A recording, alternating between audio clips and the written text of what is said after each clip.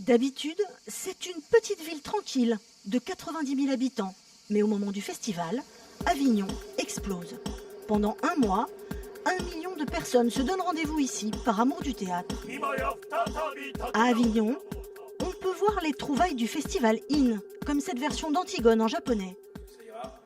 Mais on découvre aussi l'effervescence et l'inventivité du off. Qu'on soit une troupe confirmée ou une jeune troupe.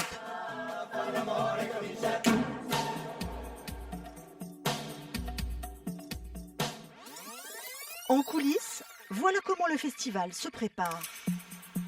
Affronter Avignon, ça commence souvent en région parisienne.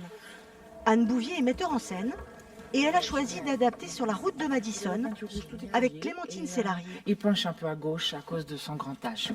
À quelques jours du départ, toute la troupe est en banlieue et elle commence tout juste à répéter dans le décor définitif. C'est pas très confortable, c'est absolument pas confortable, hein, Avignon. Et c'est ça qui est bien.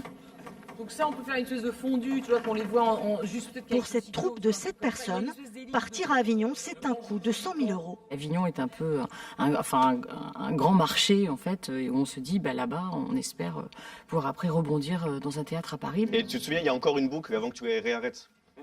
Emmanuel Benoît aussi est metteur en scène. À 25 ans, il a déjà créé sa troupe et avec ses fourberies de scapin, il prépare son 5e festival. Et qu'il revient dans la résolution de me marier. Oui, avec une fille du Seigneur Géronte. Du Seigneur Géronte. Ça coûte cher parce qu'il faut louer un théâtre, parce qu'on paye pour jouer à Avignon. Donc en gros, pour notre petite troupe, c'est un investissement d'environ 25 000 €.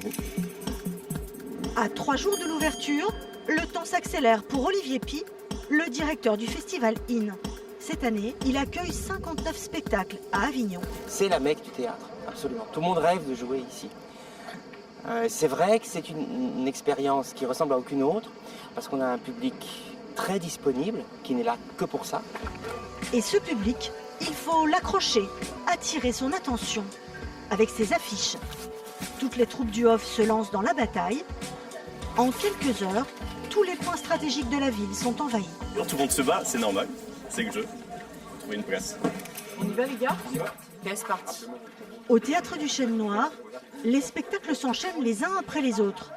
La seule solution, c'est de monter le décor à toute vitesse. Du coup, voilà, celui-là au centre, voilà, exactement.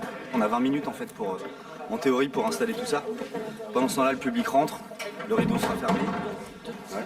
Et là, tu l'emmènes avancer le jardin. Parfois, l'effet final ne tient qu'à un petit détail. C'est pas du tout un décor pour Avignon, c'est un décor qu'on devrait laisser en fixe pour un théâtre normal à Paris. Là, c'est complètement fou de faire ça. Dans la cour d'honneur du Palais des Papes, une surprise. Sur la scène, on a installé un lac de 40 mètres de long pour jouer Antigone en japonais. Cette cour inondée, c'est assez incroyable, je n'avais jamais vu ça. C'est évidemment, techniquement, une pure folie. Derrière la scène, les acteurs japonais sont en pleine méditation.